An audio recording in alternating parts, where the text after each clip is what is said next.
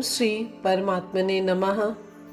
आप सभी का मेरे YouTube चैनल स्पिरिचुअल जर्नी में हार्दिक स्वागत है। आज के वीडियो में आप सुनेंगे पद्म पुराण के उत्तरखंड के अध्याय 165 को, जिसमें चैत्र मास की पापमोचनी एकादशी का महात्म्य का वर्णन किया गया है। युधिष्ठिर ने पूछा, भगवान, फागुन शुक्ल पक्ष की आमल की एकादशी का महात्म्य मैंने सुना। अब चैत्र कृष्ण पक्ष की एकादशी का क्या नाम है, यह बताने की कृपा कीजिए। भगवान श्री कृष्ण बोले, मैं इस विषय में एक पापनाशक उपाख्यान सुनाऊंगा, जिसे चक्रवर्ती नरेश मानधाता के पूछने पर महर्षि लोमस ने कहा था। मानधाता बोले, भगवान, मैं लोगों की हित की इच्छा से यह सुनना चाहता हूँ कि चैत्र मास के कृष्ण पक्ष में किस नाम की एकादशी होती है, उसकी क्या विधि है तथा उससे किस फल की प्राप्ति होती है। कृपया ये सब बातें बताइए। लोमस जी ने कहा, नृपश्रेष्ठ, पूर्व काल की बात है। अप्सराओं से सेवित चैत्र रथ नामक वन में, जहाँ गंधर्वों की कन्याएं अपने किंकरों के साथ बाजे बजाती हुई विहार करती हैं, मंजूघोषा नामक अप्सरा मुनिवर मेधावी को मोहित करने के लिए गई। वे महर्षि उसी वन में रहकर ब्रह्मचर्य का पालन करते थे। मंजूघोषा मुनि के भय से आश्रम से एक कोस दूर ही ठहर गई और सुंदर ढंग से वीणा बजाती हुई मधुर गीत गाने लगी।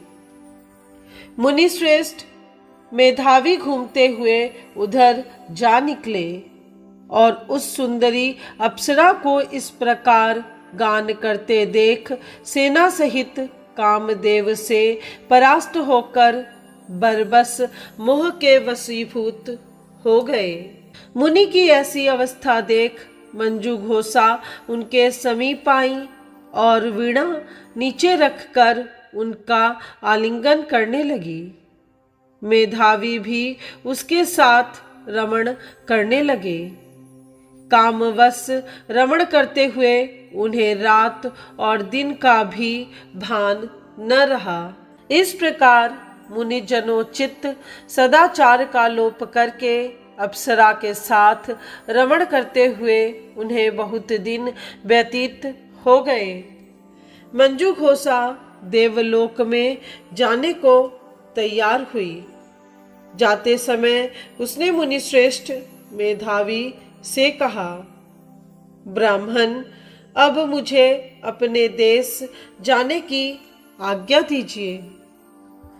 मेधावी बोले, देवी, जब तक सवेरे की संध्या न हो जाए तब तक मेरे ही पास ठहरो। अप्सरा ने कहा, विप्रवर, अब तक न जाने कितनी संध्या चली गई। मुझ पर कृपा करके बीते हुए समय का तो विचार कीजिए। लोमस जी कहते हैं, राजन, अप्सरा की बात सुनकर मेधावी के नेत्र आश्चर्य से चकित हो उठे। उस समय उन्होंने बीते हुए समय का हिसाब लगाया तो मालूम हुआ कि उसके साथ रहते 57 वर्ष हो गए। उसे अपनी तपस्या का विनाश करने वाली जानकर मुनि को उस पर बड़ा क्रोध हुआ। उन्होंने शाप देते हुए कहा, पापिनी, तू पिशाची हो जा। मुनि के शाप से दग्ध होकर वह विनय से नतमस्तक हो बोली, विप्रवर, मेरे शाप का उद्धार कीजिए।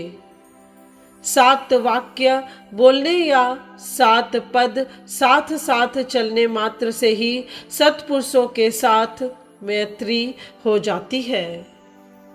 ब्राह्मण, मैंने तो आपके साथ अनेक वर्ष व्यतीत किए हैं, अतः स्वामिन मुझ पर कृपा कीजिए। मुनि बोले, भद्रे, मेरी बात सुनो, यह साप से उद्धार करने वाली है। क्या करूं? तुमने मेरी बहुत बड़ी तपस्या नष्ट कर डाली है। चैत्र कृष्ण पक्ष में जो शुभ एकादशी आती है उसका नाम है पाप मोचनी। वह सब पापों का क्षय करने वाली है।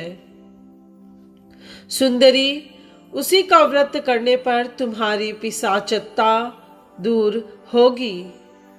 ऐसा कहकर मेधावी अपने पिता मुनिवर च्यवन के आश्रम पर गए। उन्हें आया देख च्यवन ने पूछा, बेटा, यह क्या किया?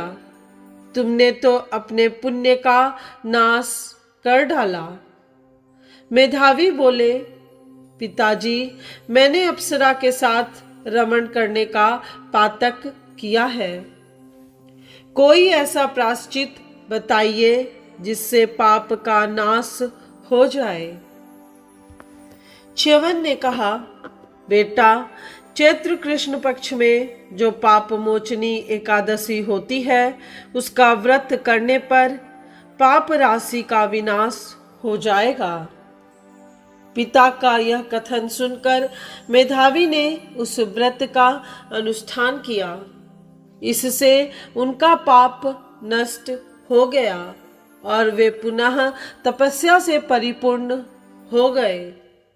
इसी प्रकार मंजू घोषा ने भी इस उत्तम व्रत का पालन किया। पाप मोचनी का व्रत करने के कारण वह पिशाच योनि से मुक्त हुई और दिव्य रूप धारिणी श्रेष्ठ अप्सरा होकर स्वर्गलोक में चली गई। राजन, जो श्रेष्ठ मनुष्य पापमोचनी एकादशी का व्रत करते हैं उनका सारा पाप नष्ट हो जाता है। इसको पढ़ने और सुनने से सहस्त्र गौदान का फल मिलता है।